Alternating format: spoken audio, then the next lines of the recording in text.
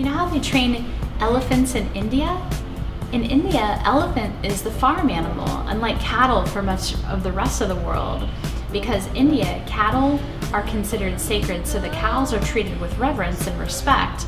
But they train elephants this way. So when they get small elephants, they take a baby and they put a big rope around one of its legs and a strong stake in the ground. And that baby elephant pulls and tugs and fights and tries to get away. Ultimately, the rope and the stake are stronger than the elephant, and it finally gives in to the tug of the rope. And as the elephant gets larger, instead of increasing the rope and stake size, they decrease it, because what happens is that the elephant gives over to the tug. It leans towards the tug instead of away from it. So for adult elephants, they just weave river reeds together, and the slightest little tug, that elephant won't go anywhere because it knows where the tug is. Now, it isn't that the elephant doesn't have the capacity to break free from the river reed fully. It does, but it doesn't have the knowing. And it's so disconnected from its own capacity that it doesn't even have the knowing.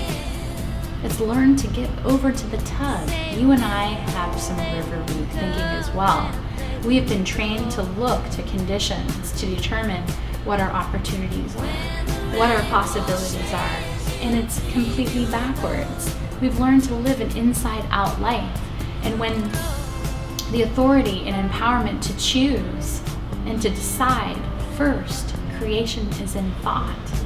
Everything's created twice, so when we look to conditions to determine what we can have, we get stuck in basically repatterning the conditions that we've already had. We might change a little color, change a little form, but basically it's the same life that we've lived again. I heard one time from somebody that they say people live 90 years and other people live 1 year 90 times. So what are we going to do in this program? We're going to do some repatterning, some paradigm busting, some opening up, and some exploring into what it is that you really want. What would you love to be and do and create? Now, the way it works in the universe, it's a spiral, just like your DNA is a spiral. So the spiral universe, everything is being pulled upward into the pool of possibility, seeking to express itself. Everywhere in the universe, seeking for a freer, fuller, expanded expression of self. And it's unique as your thumbprint. It's seeking to express through you, uniquely as you. So your dreams, what it is that you're here to do and be and express and experience, it's unique to you. It won't be something that's a chore. It'll be something that gives you life. It'll be something that expands you, opens you, and that thrills you to be living. That's how the universe works. That when you're in harmony with your soul's purpose, when you're in harmony with what you're here to be and do, things get easier. The flow expands. You become more alive, more energized.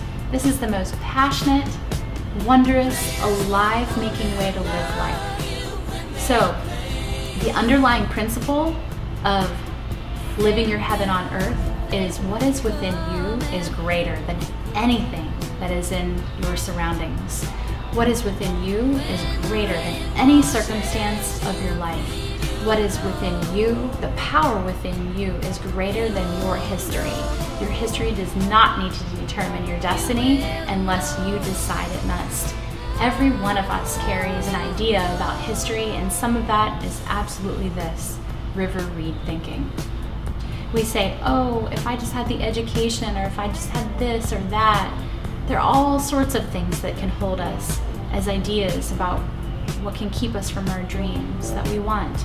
But this process will teach us how everything is created twice and how to use your thinking in the service of your heaven on earth.